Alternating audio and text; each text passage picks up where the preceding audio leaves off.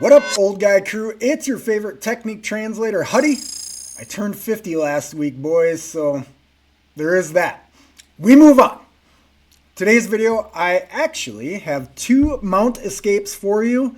John Danaher shows my favorite escape. I've been doing it forever. Teach it a lot. The second one, I also really like. It's Garry Tonon. What he's going to show us is how to escape mount when someone has their ankles crossed underneath us. Let's get into it. This body weight off of us, and this is done through the power shrimp. A power shrimp is essentially a combination of single shoulder bridge with a shrimping motion.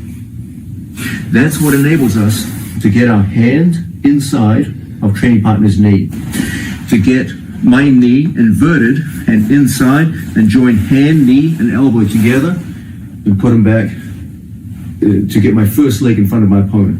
Then we shrimp a sliding shrimp, a second sliding shrimp, and we put our opponent back in guard. One more time. My opponent's mounted.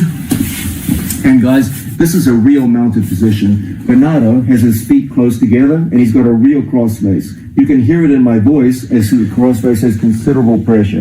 This is not just a gentle mounted position. This is a mounted position from a 6-time world champion. Okay, Jim. Okay? No, Bernardo's from here, awesome. we lock it. Okay, real quick. Right here off the get-go, that frame that he's using with his right arm, think of if your arm is hanging straight down and you bend it 90 degrees. That is all that frame is, and it's very important. I teach my guys, when somebody gets mount, just throw that frame in immediately. It prevents your training partner or your opponent from getting high mount, and it also, if you think of it, it holds them in place while you shrimp out, while you do this power shrimp. Everything up. We position our hips accordingly, and from this position, look how we come up, and we get that initial movement. It gets my hand inside. Now, everything up. We position our hips accordingly, and from this position, look how we come up. If you have an opportunity where you feel like your training partner is light, lock both arms out right there, and you will shed that mount. Otherwise, if they're strong, bigger, whatever, we keep moving along with what John tells us to do. And we get that initial movement. It gets my hand inside. Now, my knee beats his knee. Shit's gonna happen when you're rolling, so that isn't always gonna work there, your hand placement. That, to me, isn't the most important. I'll actually frame both hands off of the thigh and work my way out. Watch how John does it though. It gets my hand inside. Now, my knee beats his knee. We slide again, and as a result, we're back in guard. What Gary's going to show us, again, we're coming from the mount, but our training partner or our opponent decided, hey, let's lock our ankles. Underneath my tailbone. So let's say I bridge, but I haven't escaped, and now the ankles are directly underneath my tailbone. So I can't really pommel them very well with my feet. Okay, when I go to try to knee elbow, it's a nightmare. Okay, the legs don't move. My hips aren't able to come out because the legs are locked under the tailbone. Even when I try to do that F. Gordon of trying to come up on my shoulders, he's very heavy. The F. Gordon sweep, it's pretty much the power shrimp that John just showed us. Here, all right, it tends to be very difficult to pull any of those off.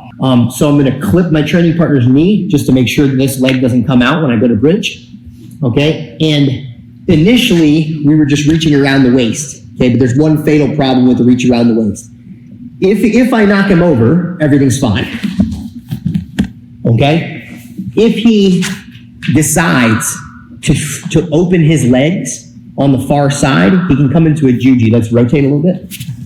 Juji armbar. So lock up. So if I, underneath the right hand, if I go here and he releases with his top side leg, grabs my tricep, he can go knee over the top, and I can get put in a strong lat juji situation. So I can get everything that I just did there without reaching for his armpit right away. So he's locked up. Okay, so instead of reaching underhook like this, I go V-grip in the armpit. The V-grip in the armpit makes it very difficult to get a hold of the arm. So I clip here, I bridge. Now, that also works really well from bottom side. Same motion, but bottom side. he goes to try to transition to an arm lock. Go ahead. There's nothing to grab onto. The arm can come out, and I can just get into top position. The knees are high and locked them, and I can't get a good bridge. Okay, now it's V-grip in the armpit. Clip the knee, and then just come to top position. If they go for the juji. So as you guys can see, it's a very simple motion. It's like a big steering wheel is what I think about. That's the breakdown today. Links to both guys' videos are in the description. If you like the video, maybe give it a like. Question, comment, concern, complaint, drop those too. I appreciate you checking out the video. We'll see you at the next breakdown.